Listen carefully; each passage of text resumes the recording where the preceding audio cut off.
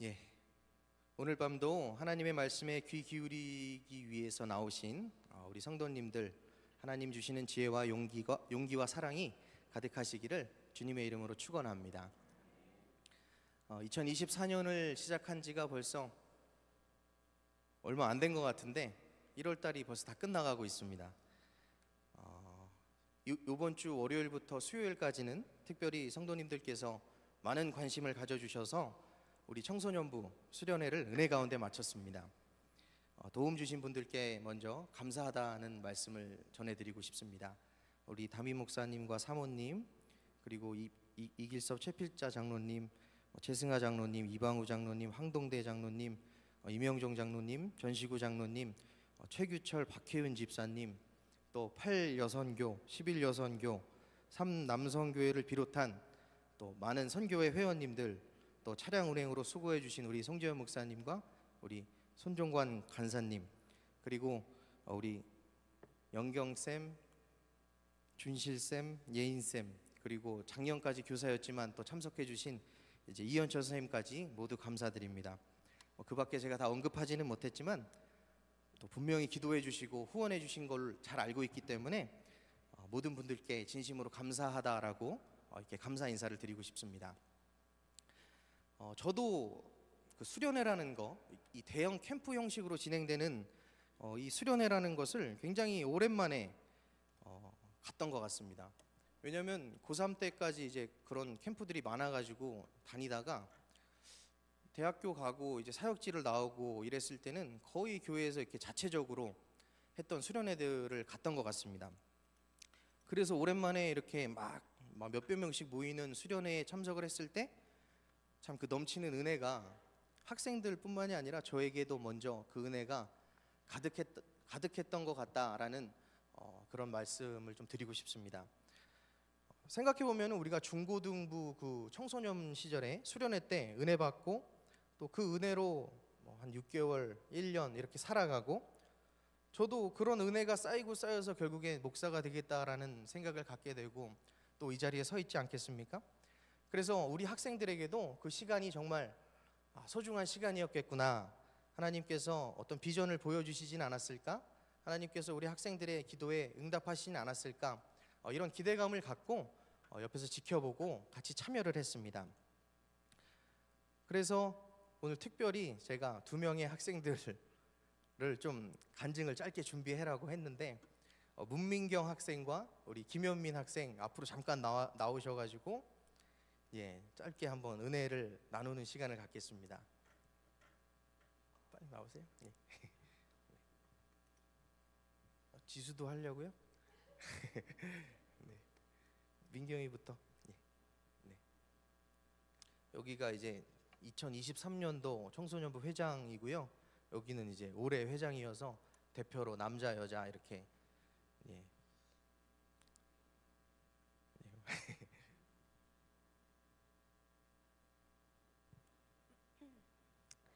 안녕하세요. 청소년부 문민경입니다.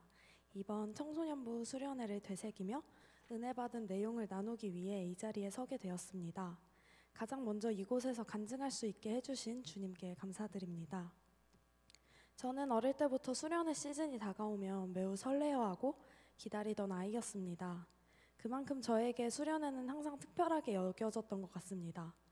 하지만 수련회에 가서도 열심히 기도하는데 왜 나에겐 남들이 다 하는 방언을 주시지도 않고 주님이 나에게 와주시는 것은 맞을까? 라는 생각을 하기도 했습니다. 하지만 어느 순간 느끼게 해주셨습니다. 나에게는 다른 방식으로 항상 와주셨다는 것을요. 그 후 저는 저를 사용해달라고 주님께 기도했습니다. 기도를 들으신 주님은 찬양을 좋아하고 친구들이 좋아하는 저를 청소년부 찬양 인도자로 세우셨습니다. 그만큼 수련회에서 주님이 주시는 은혜는 내가 생각하는 것보다 훨씬 더 크다는 것을 느꼈습니다. 하지만 인도자로 주님을 섬기는 것이 쉽지만은 않았습니다. 학업과 겹치는 문제로 부모님도 걱정하셨고, 저도 왜 이렇게 능력도 없는 나를 세우신 걸까, 그냥 할 사람이 없어서 내가 서게 된 걸까라는 생각으로 혼자 판단하며 힘들어했습니다. 그래서 이번 수련회 저의 기도 제목은 저를 왜 인도자로 세우셨나요? 였습니다. 주님은 저한테 이렇게 알려주셨습니다. 기도를 하는 순간 갑자기 눈이 떠지며 저의 주변에서 함께 손을 잡고 기도하는 우리 엘틴 청소년부 친구들, 서로를 위해 기도해주는 찬양단 친구들의 모습이 보였습니다. 나의 버팀목이자 없어서는 안 될 이 친구들을 저에게 주심이 저에게는 너무나도 큰 은혜라고 느껴졌고 주님께 감사했습니다. 또한 하나님의 열심이라는 찬양 다들 아시나요? 이 찬양은 평소에도 자주 찾아 듣는 매우 제가 좋아하는 찬양인데 둘째 날 아침 예배 자리에서 이 찬양을 듣게 되었습니다. 이 찬양의 가사 중에 사랑하는 내 딸아 너의 자금도 내겐 귀하다 너와 함께 걸어가는 모든 시간이 내겐 힘이라 라는 가사가 있습니다. 이 가사를 듣는 순간 주님이 저에게 회개할 수 있는 기회를 주셨고 난 능력도 없고 너무 작은데 왜 이런 사명감을 주시지? 라며 탓했던 지난날의 저의 모습이 떠오르며 죄송합니다 예수님 이 말밖에는 할 수가 없었고 눈물이 멈추지 않았습니다. 그리고 주님은 느끼게 해주셨습니다. 나 혼자 걷는 길이 아니라는 것을요. 이번 수련의 주제 단어는 비전이었습니다. 청소년들에게 비전이라는 단어가 가볍게 느껴지지만은 않을 것입니다. 물론 저도 그렇고요. 마지막 날에 목사님께서 하신 말씀이 기억납니다. 주님 없이 10시간 공부하는 것보다 주님을 사모하며 1시간 공부하는 것이 더 효율적이다 라는 말씀이었습니다. 이것을 듣고 주님에 비하면 하염없이 작은 존재인 공부 때문에 왜 주님의 일을 포기하려 했을까라는 생각을 하며 제 자신을 반성하게 되었습니다. 저는 이 시간 성도님들 앞에서 다시 한번 결단합니다. 저는 세상이 말하는 빛나는 것이 아닌 하나님을 빛나게 해드릴 수 있는 삶을 살고 예수님의 재림을 기다리며 빛과 소금의 삶, 주님께 충성되어 깨어있는 삶을 살 것입니다. 비록 넘어지더라도 주님을 찾으며 다시 우뚝 서서 나아가는 제가 되겠습니다. 마지막으로 이번 수련회를 준비해 주신 목사님, 선생님과 청소년부 수련회를 위해 기도해 주셨을 성도님께 감사드리고 저에게 가치 있는 깨달음을 주시고 나의 소중한 친구들을 다시 한번 바라볼 수 있게 해주신 하나님께 이 모든 영광을 돌려드립니다. 감사합니다.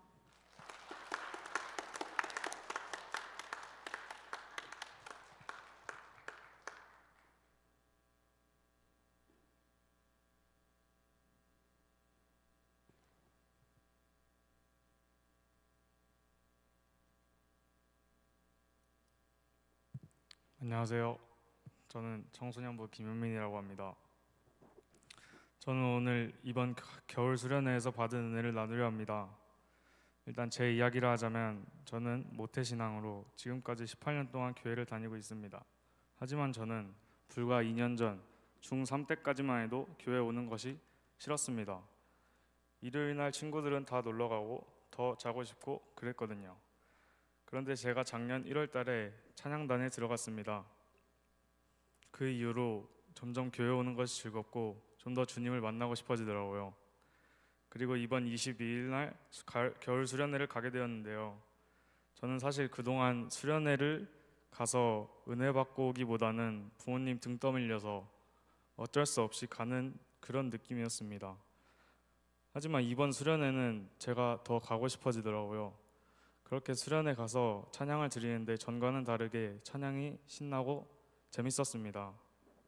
그렇게 찬양과 저녁 집회를 마치고 기도를 드리는데 옆에서 다들 소리내고 울며 주님께 기도드리는데 저는 그게 잘 안 되는 거예요. 그렇게 저는 수련회 기간 동안 기도하는 법을 배워가야겠다고 생각했습니다. 그렇게 둘째 날 저녁 집회가 끝나고 기도 드리는 시간, 저는 조금씩 마음속으로 기도를 하기 시작했습니다. 둘째 날쯤 되니까 그때쯤 기도가 조금씩 되기 시작하더라고요. 그때 저는 마음속으로 이렇게 생각했습니다. 아, 나는 이렇게 오랜 시간 주님을 외면하고 살았는데 주님은 날 외면하지 않는구나. 이런 생각이 드니 지금까지 신앙생활을 소홀히 대했던 제가 부끄러워지더라고요. 그렇게 저는 이번 수련회를 통해 많은 것을 깨달은 것 같아요. 아직은 소리내면서 오랜 시간 기도하는 것이 남들보다는 힘들지만 앞으로 신앙생활하면서 주님 제게 끊임없는 힘을 주실 거라고 저는 믿습니다. 이번 수련회를 통해 주님이 얼마나 나를 사랑하는지 알게 된 것 같습니다. 저는 올해 청소년부 회장이 되었는데 제가 회장이라는 자리에 서게 된 것도 모두 주님이 나를 사랑하고 아껴주시기에 가능했다고 생각합니다. 항상 저를 아껴주시는 주님께 이 모든 영광을 드립니다. 감사합니다.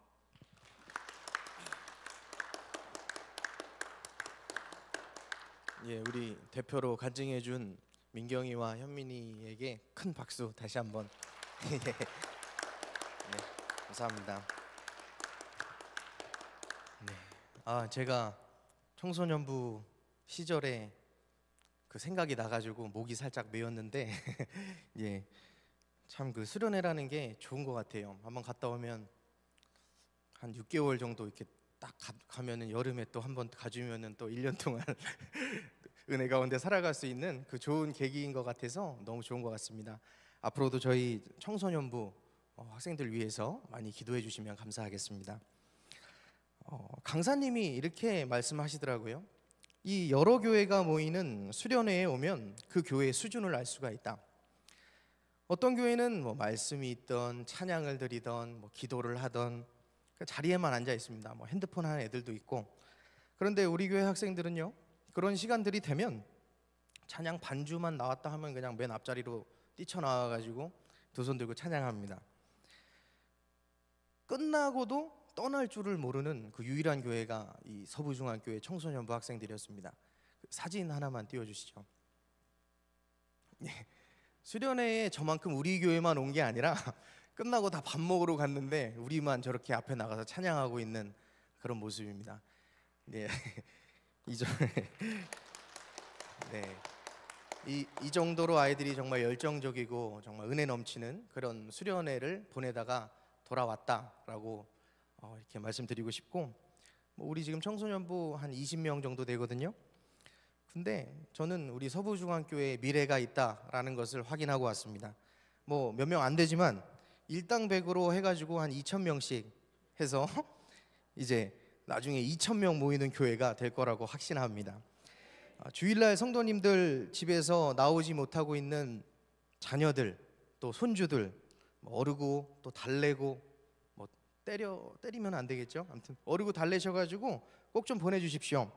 저와 또 은혜 받고 온 우리 친구들이 최선을 다해서 또 권면하고 돕고 신앙생활 잘 정착할 수 있도록 그렇게 한번 노력하겠습니다. 또 주님께서 도와주시겠죠. 예. 그러면 다시 한번 감사드린다는 말씀을 드리고 본문으로 이제 돌아와서 오늘 부른 찬양인 이 비준비하시니라는 찬양, 제가 참 좋아하는 찬양입니다. 2년 전 여름이었던 것 같습니다. 제가 이제 신탄진에서 개척교회를 열심히 하고 있을 때 이 찬양이 나와가지고 좋아가지고 매주 부르고 있었습니다. 매주 부르는데 부를 때마다 이 비가 와가지고 그 여름이었는데 부를 때마다 비가 와가지고 물이 자꾸 천장에서 새는 거예요. 3층이었는데 그래서 이거를 부르지 말아야 되나, 찬양이 좋은데 부를 때마다 찬양에 따라서 비가 자꾸 오고 이러니까 결국에는 그 건물주가 와가지고 그 옥상에 십자가를 떼고 방수공사를 하자고 그래가지고 또 십자가를 떼는 광경을 보면서 또 마음도 아프고, 근데 또 방수공사가 되니까 좋더라고요. 뭐 그랬던 기억이 있습니다. 최근에 우리 교회에서 이 찬양을 많이 부르는 것 같아서 제가 그때 생각이 많이 나는데, 괜히 또 이 부르다 우리 교회에서 물이 새는 건 아닌가 이런 생각이 들어가지고 또 그런 생각이 났습니다. 이 찬양의 내용이 담겨 있는 그 성경 구절이 바로 오늘 본문인 이 시편 147편의 내용입니다. 이 시편 147편은 찬양시라고 하는데요. 우리가 생각할 때 그 시편 가운데 찬양시가 굉장히 많을 것 같잖아요. 그런데 생각보다 찬양시가 많지가 않습니다. 특히 이 시편의 시편을 우리가 쭉 읽다 보면은 기쁨을 표현한 시보다는 그 아픔과 슬픔을 표현한 그런 시들이 많이 있습니다. 우리가 잘 알고 있는 그 시편 23편 말씀도 그 다윗이 도망가다가 고백한 내용을 담은 거기 때문에 어떻게 보면 기쁨보다도 그 슬픔과 고통 가운데서의 그 고백이 담긴 그러한 시라고 할 수가 있겠죠. 그래서 시편에 제일 많은 시가 우리가 탄식시라고 하고, 시편에서 이 찬양시라고 하는 찬미를 하는 그런 내용은 한 20편 정도밖에 되지 않는다고 합니다. 그렇기 때문에 이 찬양시라고 하는 것은 시편에서도 굉장히 귀한 그런 부분이라고 할 수가 있겠죠. 1절 말씀을 보여주시면 우리가 찬양시라는 것을 금방 알 수가 있습니다. 같이 읽어볼까요? 할렐루야, 우리 하나님을 찬양하는 일이 선하며 찬송하는 일이 아름답고 마땅하도다. 자, 할렐루야를 외치면서 찬양하자라고 권면하고 있습니다. 이 시편의 147편의 기자는 하나님을 찬양하자라고 외치고 있는데, 우리가 찬양을 할 때 어떤 내용이 있어야 하지 않겠습니까? 그런데 단순히 하나님을 찬양합시다 이러고 끝낼 수는 없기 때문에 제가 무엇 때문에 우리 하나님을 찬양합니다 라고 내용이 언급되어야겠죠. 그러기 위해서 일단 이 시편 147편이 언제 지어졌는지 우리가 알아야 합니다. 2절 말씀을 보여주시면 이 시편이 언제 지어졌는지 알 수 있는 어떤 힌트들이 있습니다. 제가 읽겠습니다. 여호와께서 예루살렘을 세우시며 이스라엘의 흩어진 자들을 모으시며. 뭔가 예루살렘이 세워지고 흩어진 자들이 모아지는 그런 내용인데, 기원전 6세기에 이제 남유다가 멸망하고 바벨론의 포로로 끌려가는 시기가 있죠. 포로로 약 70년 정도 그 바벨론에 머물다가 이제 유대인들이 고향으로 돌아오게 됩니다. 그러니까 우리가 추측컨대 이 147편은 이 시기, 바로 바벨론 포로기 때 지어진 시라는 것을 알 수가 있습니다. 그래서 이어서 3절 계속 보시면은 띄워주세요. 3절. 상심한 자들을 고치시며 그들의 상처를 싸매시는도다. 상심한 자들을 고치시며 그들의 상처 입은 것들을 싸매신다라는 표현이 나옵니다. 우리나라에도 보면은 그 일제강점기라는 시기가 있었습니다. 그 당시를 경험하신 분들이 이제는 많이 돌아가셨지만 그때를 기억하시는 분들이 아직도 꽤 많이 남아 있습니다. 저는 물론 경험해 보지 못했죠. 그리고 이 자리에 계신 분들도 경험해 보신 분들도 있으시겠고, 또 부모님을 통해서 간접 경험하신 분들도 있겠지만, 그때 이야기를 듣는 것만으로도 정말 끔찍하지 않을 수가 없습니다. 제가 예전에 이제 노인복지관에서 일했던 시절이 있었는데, 그때 이제 상담했던 어르신의 이야기입니다. 이제 일제가 멸망하던 그 시기, 미군이 막 와서 이제 폭격을 하던 그런 시기인데, 일본 땅에 있으니까 미국이 폭격을 할 때 여기는 조선 사람이고 일본 사람이고 이래가지고 나눠서 폭탄을 날리는 게 아니잖아요. 그래서 폭탄이 막 떨어지는데 바닷가에 계셨답니다. 그래서 그 폭탄 소리가 나면은 그냥 막 달리다가 엎드렸다가 막 달리다가 엎드렸다가, 그래서 이제 해방이 되고 광복이 돼가지고 고향에 돌아오셨다라는 이야기를 전해 들었습니다. 단순히 역사책을 통해서 보는 것이 아니라 우리가 그 시대를 살았던 분들의 증언을 들으면 우리는 또 같은 민족으로 그 당시의 고난과 아픔을 어렴풋이나마 느낄 수가 있는 것이죠. 그리고 이 몸과 마음의 상처를 입는 사람은 당연히 괴롭겠지만 그 상처를 들여다보는 사람 역시도 어질어질하게 되는 것입니다. 이 이스라엘 사람들도 마찬가지인 게, 그들은 바벨론이라는 남의 나라의 포로로 잡혀갔기 때문에 상상하기도 힘든 그런 아픔과 서름과 시련들이 있었겠죠. 바벨론 포로 시기가 딱 끝났다고 해서 이젠 끝, 지금부터 기쁨 시작이 될 수는 없는 현실입니다. 그래서 이때야말로 하나님의 능력이 필요한 시기인 것이죠. 하나님은 그런 능력이 있으신 분입니다. 그래서 이 시편의 저자가 하나님의 능력을 이어서 찬양하고 있는데, 4절에 보시면 그가 별들의 수요를 세시고 그것들을 다 이름대로 부르시는 도다라고 이제 설명을 하고 있습니다. 별들의 수요를 세시고 또 그것들의 이름을 다 부르시는 하나님의 능력을 찬양하고 있는 것인데, 겸손한 자들을 붙드시고 악인들을 쓰러뜨리시는 그 하나님을 찬양하고 있는 것입니다. 이제 다음 7절을 보여주시면은 감사함으로 여호와께 노래하며 수금으로 하나님께 찬양할지어다라고 다시 찬양을 하는 장면이 나옵니다.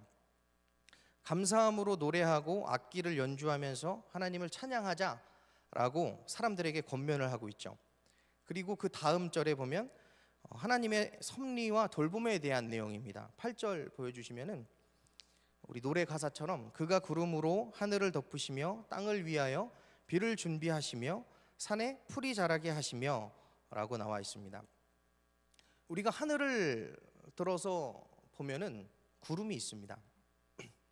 구름이 이렇게 흘러가는 것을 보고 있으면 미관상으로 굉장히 아름답죠. 근데 구름의 원래 역할이 아름다움만을 담당하는 것일까요? 구름에는 중요한 기능이 있습니다. 이제 이 구름이 모여서 비를 내리게 하고요. 땅에 비가 와야지 풀이 자라게 되고 또 풀과 나무들이 크게 되는 것이죠. 그래서 9절 말씀에 보면 들짐승과 우는 까마귀 새끼에게 먹을 것을 주시는도다 라고 말씀이 이어집니다. 비가 내림으로 인해 들짐승이 풀과 열매를 먹고 까마귀 새끼도 먹이를 먹을 수 있다 라고 이어지는 것이죠. 그러면 하나님이 무엇을 좋아하시냐? 하나님이 무엇을 기뻐하시냐? 그것이 그 해답이 이제 11절에 나와 있습니다. 11절에 보면 여호와는 자기를 경외하는 자들과 그의 인자하심을 바라는 자들을 기뻐하시는도다 라고 설명을 합니다. 그러니까 하나님은 자기를 경외하는 자들 그리고 하나님의 인자하심을 바라는 자들을 기뻐하신다 라고 하시는데 우리가 뭐 빠르게 지금 지나왔지만 1절부터 11절까지의 전체적인 맥락을 보자면 하나님은 대단한 능력의 소유자시구나 라는 것을 우리가 쉽게 알 수가 있습니다. 별들의 수를 세시고 또 그 이름대로 부르시는 우주의 통치자이시고 동시에 지구라는 그 거대한 시스템을 돌리시는 분이시고 구름도 만드셔가지고 비도 내리게 하시고 그 비로 인해서 식물도 먹이시고 동물도 먹이시고 이 엄청난 일을 관장하시는 그 모든 섭리를 주관하시는 분이라는 사실이 이 전체적인 맥락의 흐름 속에 담겨 있는 것입니다. 그런데 이 하나님의 관심이 상처 입은 자 그리고 겸손한 자 어떤 사회적으로 좀 약자들 이런 사람들에게 있습니다. 하나님의 기쁨은 하나님을 두려워하는 사람 그리고 하나님의 사랑을 바라는 자들에게 그 관심을 쏟고 계십니다. 그래서 이런 전체적인 맥락을 우리가 이해하셨다면 이 3절과 4절 말씀에 우리가 주목할 필요가 있는데 이 3절과 4절 사이의 관계만 우리가 살펴봐도 이 147편의 어떤 전체적인 핵심을 파악할 수가 있습니다. 이제 3절에 보시면 상심한 자들을 고치시며 그들의 상처를 싸매시는도다 라고 나와 있습니다. 우리가 사실 이 구조를 잘 생각해 보면 조금 의문이 생길 수가 있습니다. 자, 우리가 일단 확인한 하나님은 전체적인 맥락에서 능력이 많으신 분임에는 분명하다는 것을 우리가 알고 있습니다. 우주 전체를 다스리는 분이고 우리가 알 수 없는 지혜와 또 측량할 수 없는 능력이 있으신 분이라는 것을 우리가 너무나도 잘 알고 있습니다. 우리가 일상을 살아가다 보면 그 치료받는 것이 참 중요합니다. 뭐 요리를 하다가 손가락이 베었을 때, 또 혹은 우리의 자녀들이 놀다가 막 뛰어놀다가 넘어져가지고 무릎이 까졌을 때, 뭐 혹은 감기가 걸려서 열이 나고 기침이 날 때 우리는 다 치료를 받아야 합니다. 우리가 보통 생각하는 치료라고 하는 능력은 이런 것들입니다.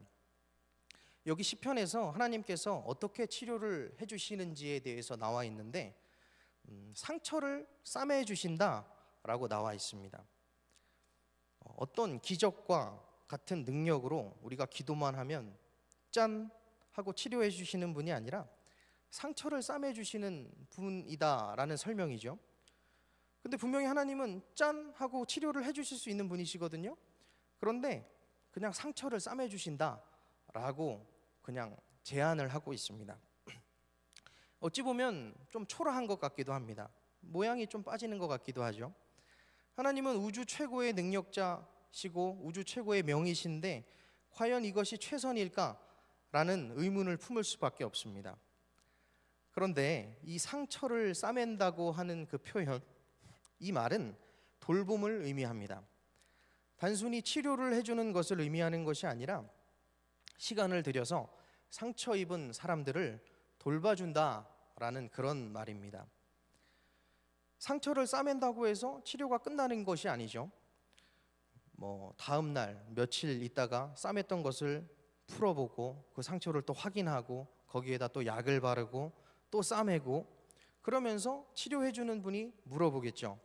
상처 때문에 어디 아픈 곳은 없었는지, 불편한 곳은 없었는지, 치과 의사 선생님이라면은 이를 치료해가지고 어디 이쪽으로 먹었는지 이쪽으로 먹었는지, 정신과 의사 선생님 같은 경우에는 스트레스는 많이 받지 않았는지 이런 것들에 대해서 물어보겠죠. 그래서 이런 상처가 다시 나지 않기 위해서 앞으로 어떠한 주의를 기울여야 되는지에 대해서도 친절하게 의사 선생님이 설명을 해줍니다. 다들 다쳐보셔서 알겠지만 이 상처라는 것이 쉽게 아무는 것이 아닙니다. 몸의 상처라는 것이 심하지 않으면 어느 정도 또 시간이 지나게 되면 원상으로 회복이 되겠죠. 근데 이제 우리가 봐야 될 것은 마음의 상처입니다. 마음의 상처는 정말 이 제대로 치유받지 않으면 너무도 아픕니다. 그리고 이걸 어떻게 치료해야 될지도 모르는 경우가 많이 있습니다. 사실 이 마음의 상처라고 하는 것이 주로 가까운 사람으로부터 받을 때가 많이 있습니다. 부부간에 혹은 부모 자식 간에 혹은 친한 친구 사이에 같이 일하는 직장 동료 사이에 이렇게 생기는 경우가 허다하죠. 예를 들어서 부부가 결혼해서 같이 잘 살다 보면은 간혹 서로 상처를 주기도 하죠. 싸우고 화해하고 또 싸우고 화해하고 이런 과정들이 있습니다. 저도 역시 아내와 종종 다투고는 하는데 사실 보면은 별것도 아닌 거 가지고 싸웁니다. 어제 족발 남은 거 왜 네 혼자 먹었냐? 오늘 같이 먹기로 하지 않았냐? 그런 걸로 싸우다가 막 이혼하네 마네 이렇게 가는 거거든요. 이렇게 별것도 아닌 사소한 일 가지고 싸우게 되는 것입니다. 그런데 사실 그러고 잘 화해하면은 되는데 보통 화해가 되죠. 그리고 나서 몇 달 정도 있다가 또 싸우게 되면은 막 그때 그거 갖고 싸웠던 일이 막 튀어나오거든요. 너 그때도 그러더니 막 이러면서 나온단 말이에요. 그러면은 이제 조금 마음이 아플 때가 있죠. 분명히 화해하고 미안하다 그러고 끝난 얘기인데, 그런데 이렇게 생각을 해볼 수가 있겠습니다. 그 일이 다시 튀어나온다고 하는 것은 그때 그 일로 인해서 상처받은 사람의 어떤 상처가 제대로 아물지 않았다라고 우리가 해석을 할 수도 있겠죠. 그래서 또 다시 생각해 보면 그 상처가 좀 제대로 아물 때까지 내가 100번이고 1000번이고 사과를 하고 용서를 구하는 그런 과정도 있어야 될 것 같다라는 생각도 듭니다. 그냥 한 번만으로 그 상처가 아물지 않기 때문이죠. 이처럼 이 상처라는 것이 싸매어 주어야 하는 것입니다. 그 상처가 제대로 낫지 않았다면 또 다시 가서 싸매어 주어야 하는 것입니다. 상처가 나을 때까지, 치료될 때까지 반복이 되어야 하는 것이죠. 여러분, 그것이 바로 우리 하나님의 방법입니다. 우리 하나님이 바로 상처를 싸매 주시는 분입니다. 오늘 기도하실 때 하나님께 한번 여쭤보시죠. 주님, 제가 그때 그 일 때문에 너무나 아팠습니다.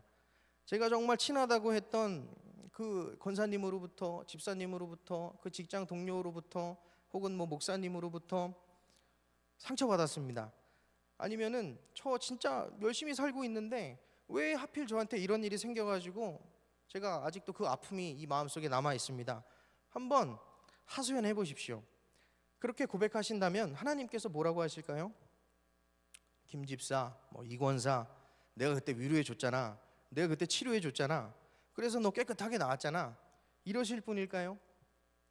주님께서는 그러시는 분이 아니라는 것이죠. 아이고, 아팠구나.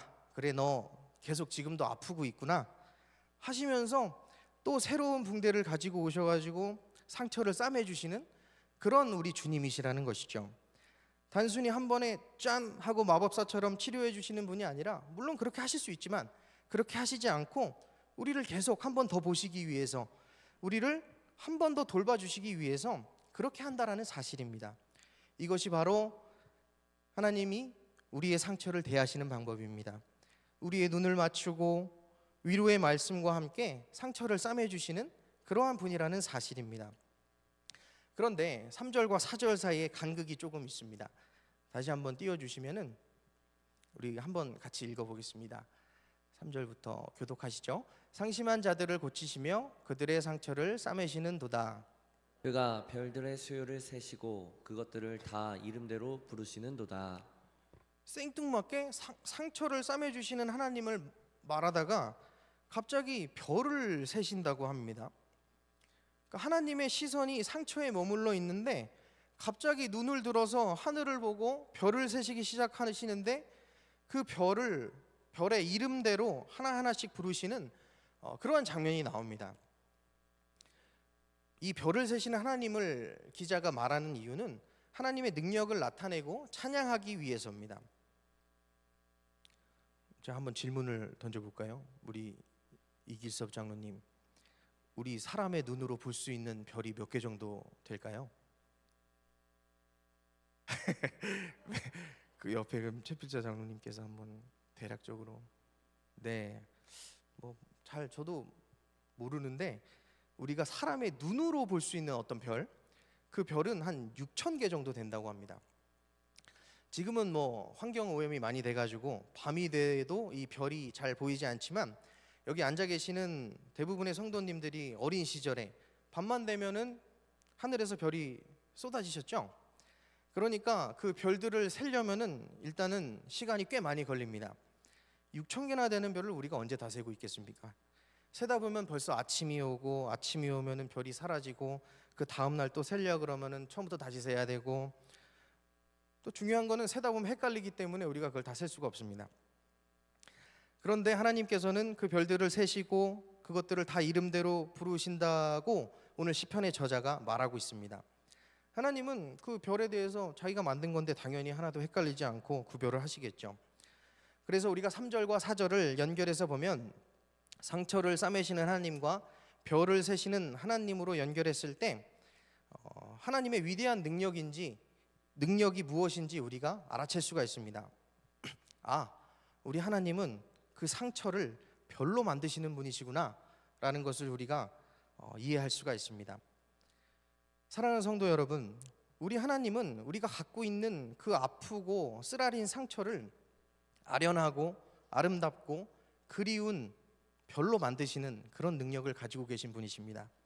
별의 숫자를 다 세시는 것처럼 우리의 상처의 숫자를 다 세시는 분이십니다. 우리조차도 우리의 상처가 뭔지 까먹고 모르는 것들이 있을 수 있잖아요. 근데 그것까지도 하나님은 다 기억하고 세고 계신다는 사실이지요. 그 상처의 이름 하나하나까지도 다 아시겠죠. 뭐 상처 1번 교회 안 나오는 우리 아들 레미, 뭐 상처 2번 주식 자꾸 해가지고 돈 날려먹는 뭐 우리 남편, 뭐 이런 거 상처 1, 2, 3번 다 이렇게 정해놓고 기억하시는 분이 바로 우리 하나님이라는 사실입니다. 우리가 아플 때 그냥 아프기만 하고 치료를 하지 않고 돌봐주지 않으면 그게 그냥 상처로 남습니다. 별이 되기가 어렵습니다.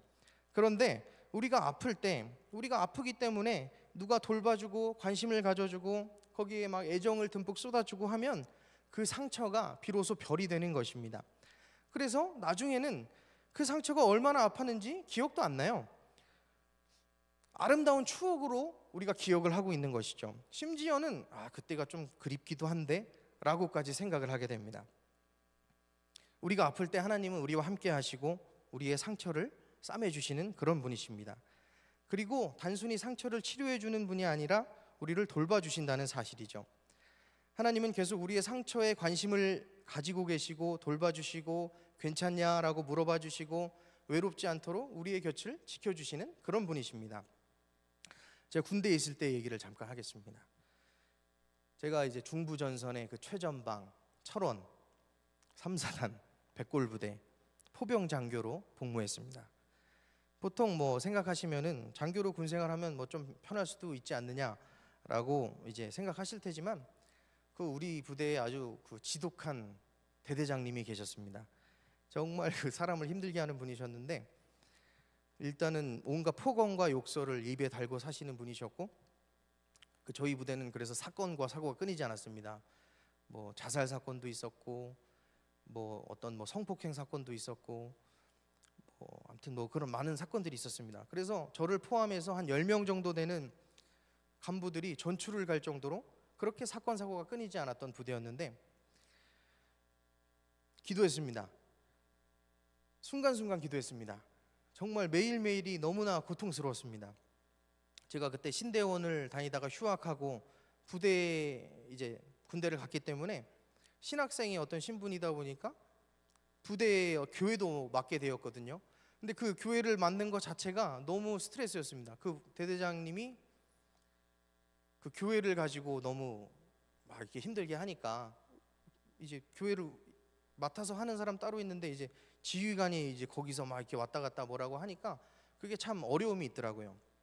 순간순간마다 기도했고 시간이 흘렀고 트라우마처럼 저녁 후에도 그분이 계속 꿈에 나타나는 겁니다. 그러면 막 식은땀 흘리면서 일어나요. 아, 꿈이었구나, 다행이다 이러면서 일어나는데, 근데 그런 과정들마다 주님께서 그 상처를 싸매어 주셨습니다. 몇 년도 아니죠, 이제 10년이 지난 것 같아요. 10년이 지난 지금 그 아픈 기억들이 다 추억이 됐습니다. 그 상처가 별이 된 것이죠. 저는 이미 그분을 용서했고 한 번은 그분을 좀 만나보고 싶다라는 생각이 들 정도로 인식의 변화가 되었습니다. 사랑하는 성도 여러분, 우리가 아플 때 하나님께서 우리와 함께 하시고 우리의 상처를 싸매어 주시는 분이라는 것을 다시 한번 말씀드리고 싶습니다. 하나님의 상처 치유 방법이 이와도 같습니다. 하나님은 결국 사랑으로 우리와 함께 하시는 분이시고 결국 우리가 갖고 있는 상처들은 다 사라지고 별만 남게 될 줄로 믿습니다. 우리가 아플 때 하나님은 안 아프실까요? 당연히 하나님도 아프시죠. 예전에 제가 어릴 때 유명한 드라마가 하나 있습니다. 여러분들도 아실 것 같은데 다모라고, 혹시 아세요? 다모? 하지원 나오는 그 드라마 있잖아요. 거기 보면은 명대사가 하나 있죠. 딱 뒤에서 치료해 주면서 아프냐? 그러니까 나도 아프다. 그 마음이 바로 그 대사가 하나님의 마음입니다. 하나님은 능력도 많으시고 힘도 세시고 전능하시고 우주 전체를 다스리는 분이라서 그 작은 신음은 듣지 않으실 것 같으십니까? 우리가 아플 때 하나님께서는 나는 너무 세서 강력해서 하나도 안 아픈데 이러실 분이실까요? 아니죠. 하나님은 작은 신음에도 응답하시는 그런 분이십니다. 자, 그러면 우리는 언제 기뻐할까요? 사람들은 보통 돈을 많이 벌면 기뻐하죠. 하나님 감사합니다. 제가 돈을 많이 벌어서 너무 기쁩니다. 하나님도 기쁘시죠? 제가 헌금을 이제 많이 할 건데. 이렇게 될까요? 아닙니다. 하나님은 또 그런 일에는 기뻐하지 않으십니다. 하나님의 관심은 자기를 경외하는 자들과 그의 인자하심을 바라는 그런 자들을 기뻐하시고, 하나님의 관심은 아픈 사람들, 괴로운 사람들, 상처 입은 사람들, 가난한 사람들에게 있습니다. 이처럼 하나님의 사랑을 바라는 그런 사람들을 주님께서는 기뻐하십니다. 모든 상처들이 다 별이 될 때까지 하나님께서 분명히 그 능력을 발휘하실 것입니다. 12절 말씀으로 가면은 함께 읽어볼까요? 예루살렘아 여호와를 찬송할지어다, 시온아 내 하나님을 찬양할지어다. 지금까지 설명했던 이러한 하나님을 찬양하라 라고 말합니다. 하나님의 보호하심과 돌보심에 대한 찬양이죠.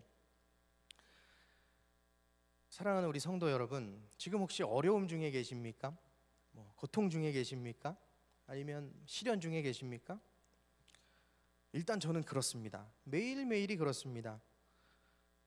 내가 혹시 예수를 믿어서, 목사라서 내가 믿지 않았으면 이게 나한테 상처가 이렇게까지 될 일인가? 이런 일들이 너무나도 많은 것 같아요.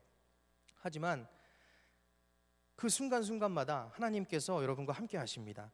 그리고 여러분들이 갖고 계시는 그 상처들을 반드시 싸매어 주실 것입니다.